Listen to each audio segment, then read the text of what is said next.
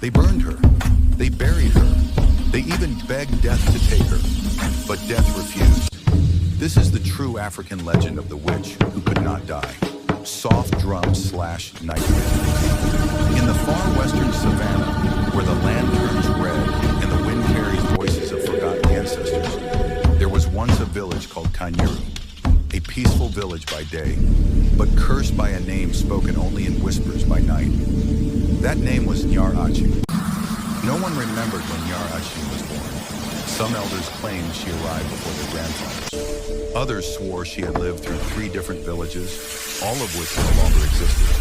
She lived alone, at the edge of the forbidden forest, where even hunters feared to step. Her hut was wrapped in vines, shadows, and silence. At first, she was known as a healer. Her hands cured sickness. Her herbs brought the dying back to breath. But power always demands payment. One night, tragedy struck her home. Her only child died suddenly without illness or warning.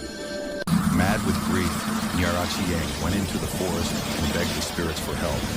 And the spirits answered. They returned her child, but took death away from her. Years later, drought came to Kanyiru. The river dried, crops failed, children cried from hunger. Fear needed a reason.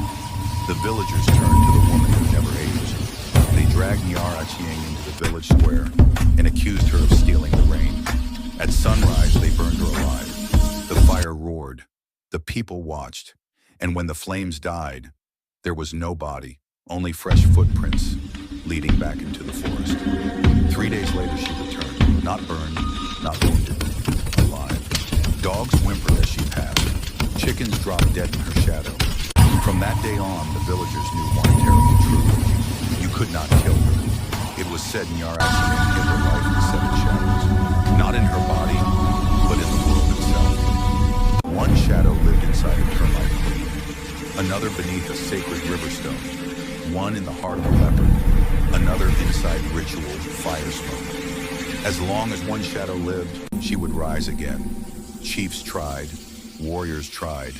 Even poison failed. Death simply did not claim her. Then one night, a young boy named Otieno disappeared.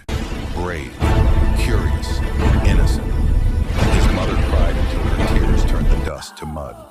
The elders called him Silwala, the blind diviner who spoke to ancestors. After listening to the earth, he said, "You cannot kill what death refuses, but you can remind it what it fears dying." A group of chosen villagers entered the forest. They faced madness. They faced spirits. They faced themselves. One by one, they destroyed the shadows. With each shadow broken, screams echoed across the land, and the wind grew colder. At the ancient baobab tree, older than time itself, they found her.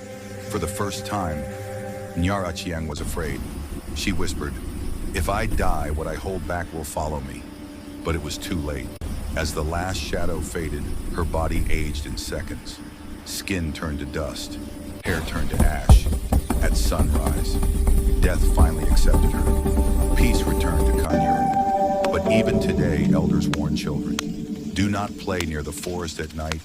Do Look not up, answer children. voices carried Are by all the our wind, shadows because truly gone? sometimes, when the night is very quiet, Look a up, whisper is children. heard, Are all "Are our my shadows truly gone? If you enjoyed this African The moon rose legend, higher. The like, spirit's whispers grew subscribe, louder, and share the warning story. of the ancient More curse dark that would African awaken. folktales The are moon coming. rose higher. Until next The time, spirit's whispers sleep grew carefully. louder, warning of the ancient curse that would awaken.